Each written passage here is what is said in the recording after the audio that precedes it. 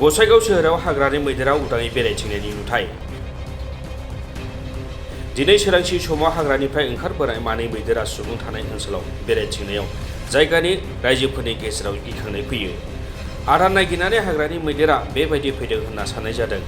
हाग्रा बिफाननि मावथिफोरा मैदेर मानैखौ उनाव हाग्रायाव होहोनो नाजायो।